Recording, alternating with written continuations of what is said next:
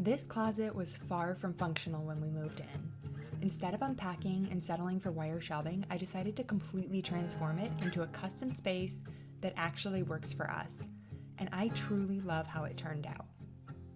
In this video, I'm walking you through the entire renovation from start to finish, including removing the old shelving, installing IKEA PAX units, adding wall treatments, and finishing everything off with custom details that make it look built in. If you have ever wanted to upgrade your closet but feel intimidated by where to start, stick around. I'm breaking everything down step by step so you can see exactly how it all came together.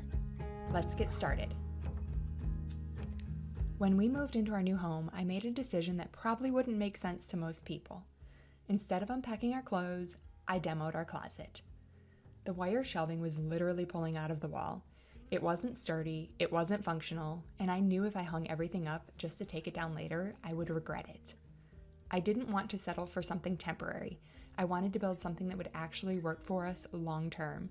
So instead of unpacking, I tore everything out. Once the wire shelving was gone, I realized that if I was already this far, I might as well remove the carpet too. I started by scoring the caulk around the baseboards with a utility knife, and then used a trim puller to carefully remove them. With the baseboards gone, removing the carpet was pretty easy. This part definitely goes faster with a second set of hands. My husband and I pulled it up from one end of the room and rolled it as we went. Underneath the carpet was a carpet pad, which came up really easily. The final step was removing the tack strips, which probably is my least favorite part because I always manage to stab myself on them. Thankfully, I was smart enough to wear gloves this time. Removing everything gave me a completely blank slate. I could finally see the full space clearly, and I had a solid surface to build on. That was the official beginning of this closet renovation. I have installed IKEA PAX systems before, and I really do love them. They are flexible, clean, and incredibly customizable. The amount of layout and storage options makes it easy to create something that actually works for your lifestyle. I decided to use the PAX system as the foundation for this closet. I was especially excited about the shoe storage, so naturally, I started there first. IKEA has updated the design of the PAX units since the last time I installed them.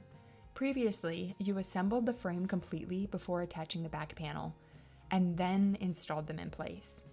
With the new design, the back panel is secured as a part of the assembly process, so the units are assembled and installed simultaneously. Like most furniture assembly projects, it only took me 1 or 2 units before I found a rhythm and became much more efficient. To install the units, I first located where the metal mounting bracket needed to go. I secured one screw, leveled the mounting bracket, and then installed the second screw. From there, installation was pretty straightforward. I opened the unit into place, installed the top and bottom panels, and secured everything to the bracket. After all the frames were installed, I moved on to assembling the drawers. Drawer storage always feels like the most functional option to me, so I added 4 drawers to each unit. It was a lot of drawers, but once I got into the rhythm, the process moved pretty quickly. IKEA has streamlined the drawer assembly too, so there are only a few screws and nails required for each one. At that point, the closet was technically functional, but it still didn't feel finished or custom. And that's exactly how we lived for almost 4 months.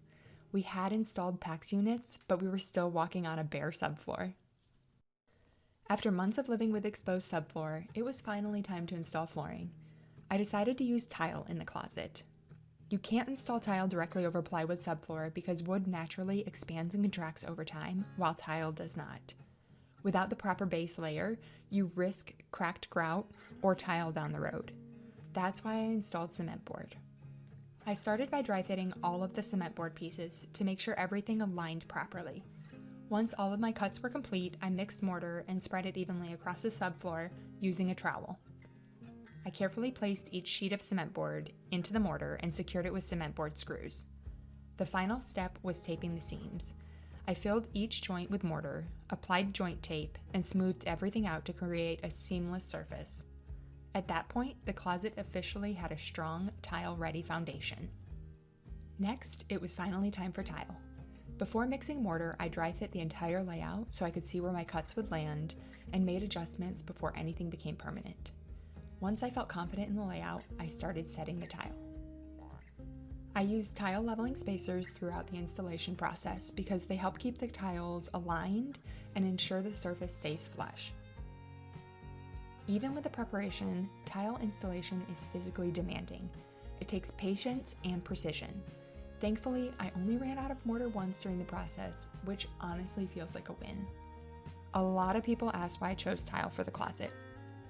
This closet connects directly to our primary bathroom, which already has tile flooring, so I wanted the materials to feel cohesive instead of introducing a third type of flooring. We also have dogs, and tile is durable, easy to clean, and works well for our lifestyle. Since we live in the southeast, the cold tile floors are not a major concern for us either. After the mortar cured, I cleaned out the grout lines and applied a charcoal grout.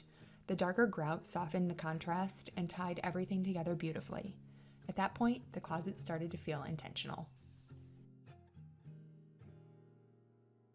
The wire shelving was gone, the tile floor was installed, and it was finally time to replace the oversized fluorescent light fixture. While those lights do put out a lot of light, they definitely are not my style. Since I was already renovating the space, I wanted every detail to feel intentional and cohesive, so I swapped it out for something much more modern. With the floors complete, it was time to move on to the walls. Originally, I planned to install stained tongue and groove boards to create a warm wood look, but after testing the stain, I quickly realized the knotty pine was not going to stain evenly. Instead of forcing it, I pivoted. I decided to paint the tongue and groove boards black instead. That one design decision completely changed the direction of the project and meant reworking the plans for the face frames and drawer fronts. I installed the boards using brad nails through the tongue so the fasteners would stay hidden once the next board locked into place.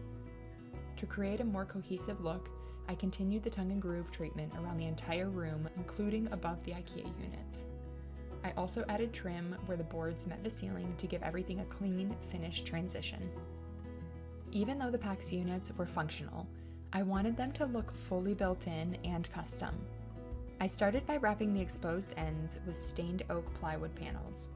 I secured them using construction adhesive and brad nails and held everything into place with clamps while the adhesive cured.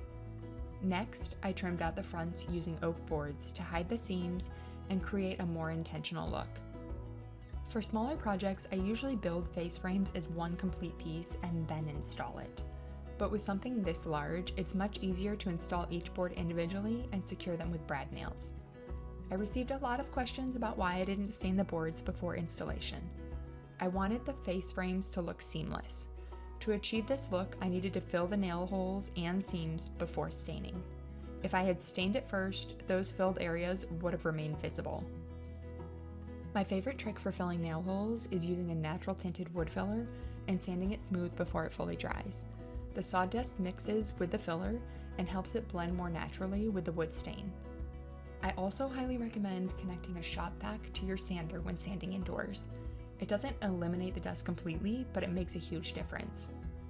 After everything was installed and sanded smooth, I stained and sealed all of the wood together so it would feel cohesive. It was finally time for the drawer fronts. I tested several styles before settling on something modern, simple, and unique. I started by ripping oak boards down to 2 inches wide and used a palm router to soften the exposed edges before staining and sealing them. To attach the boards to the IKEA drawer fronts, I used construction adhesive and brad nails. I then finished everything off with a thin oak detail piece and a simple brass hardware. Those final details are what transform the space from assembled to custom. This space started with wire shelving that was literally falling off of the wall, builder-grade finishes, and no real design direction. Instead of unpacking and accepting it as it was, I decided to rebuild it. Step by step, I installed IKEA PAX units, added tile, installed wall treatments, wrapped everything in oak, and finished it off with custom drawer fronts and hardware. This renovation came together one decision at a time. You do not need a perfect plan to start. You simply need to begin. And now, this closet is durable, functional, and completely customized for the way we live. This is our closet made for us.